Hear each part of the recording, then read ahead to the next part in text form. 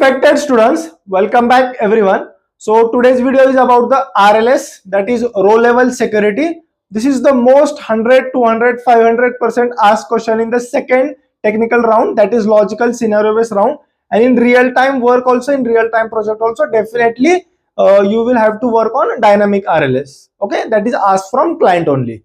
So now let's start with the video. So in this video, what we are going to discuss, first of all, I will tell you 6 to 7 points we are going to discuss. Okay, the first of all, what is RLS? Second, what are the prerequisites for doing dynamic RLS? Okay, then which DAX we are going to use, how to create the role, assign, how to check it, verify, how to do automation part, everything we are going to discuss properly in this video. And after seeing this whole video, if any question, if they ask in interview or in real time work also, if anything related to dynamic RLS is there, definitely 100% you will be able to do it, or you will be able to answer that question properly. Okay, so now let's start with the video. But if you are new on our channel, make sure to subscribe and press bell icon for all upcoming videos, and follow us on social media, especially Instagram. Okay, so now first thing, what is RLS? So RLS stands for row level security. Let's say if you are creating any report and region is there or anything is there, and if any regions are like country wise, if Germany, Australia, India, China, US is there, and if any users we want to restrict him on only on Germany, he should not see the data of India, China or US or Australia, only he should see on Germany. So in that case, we create the dynamic RLS. Also, if any user is there and if company is there, let's say if company TCS, Reliance or whatever it is there, and if that particular user we want he should only see the data of TCS, then he will only be able to see the data of TCS only if you create the dynamic RLS. Okay, so RLS stands for if you want to restrict any user on any particular region, company or any other thing, then we do that with the RLS, dynamic RLS. Okay, coming to second point. Now for doing dynamic RLS, we need a user access management sheet. Okay, we need a user access management sheet. There are 4 to 5 columns, 100% which are required in the user access management sheet are, okay, this is also the interview question which I asked in the interview. So the column which we required compulsory is first customer ID / agent ID, whatever it is. Okay, so the first ID, second the email address, third the region, the particular email or user on which region he wants, and third is the name of the that particular customer, okay, or agent, whatever it is.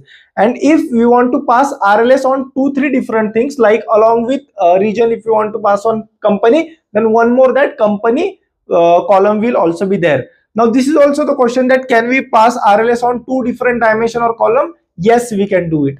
I have done in my real-time project. Okay.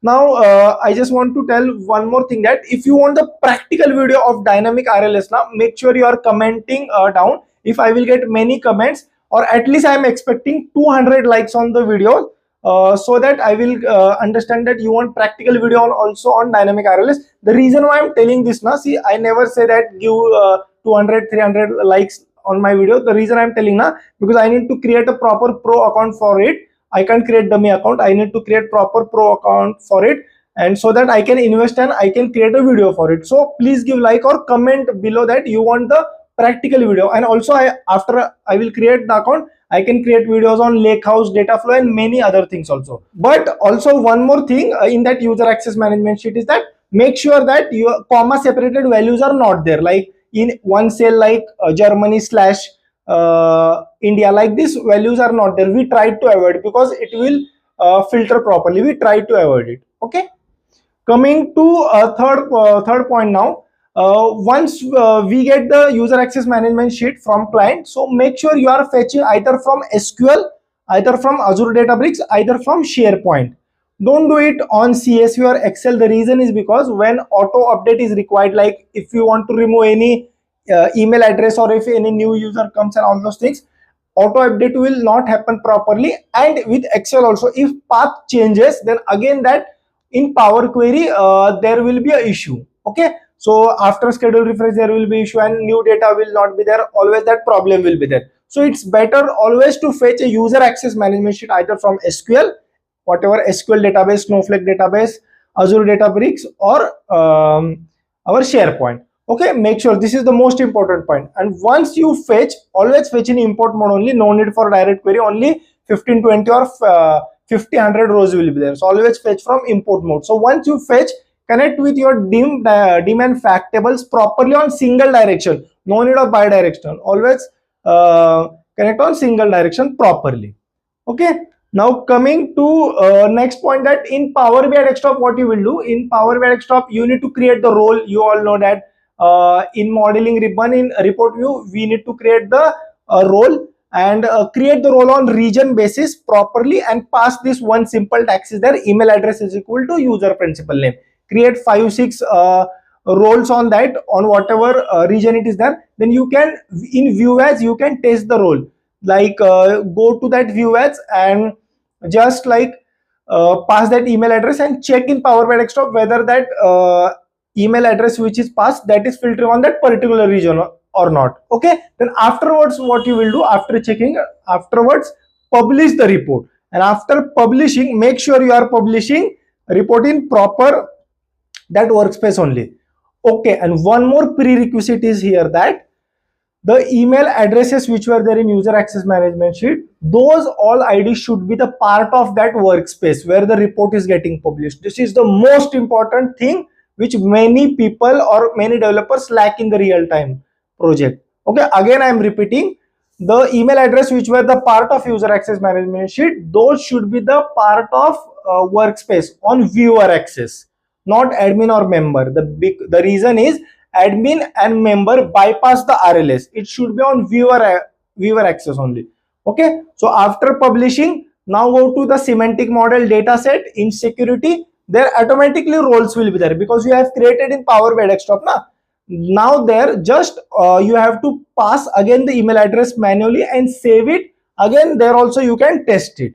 Okay, and after that you can check whether take the embedded link and open in your Mozilla, Microsoft Edge or Chrome, whatever you are using, and check whether the RLS is working properly or not.